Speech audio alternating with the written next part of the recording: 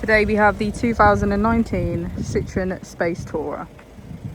This vehicle has done just over 40,000 miles. It has a manual transmission and a diesel fuel type.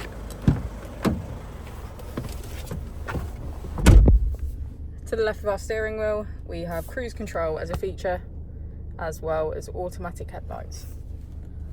On the right, we have automatic wipers. On our screen, we can access Apple and Android CarPlay, photos and SMS, settings, audio, and our driving functions and vehicle settings. If we put the vehicle into reverse, we can see that it comes with a parking camera with parking sensors. Just below we have our AC, and as we go into the back of the vehicle, we can see that we have 9 seats in total, all of which are full cloth.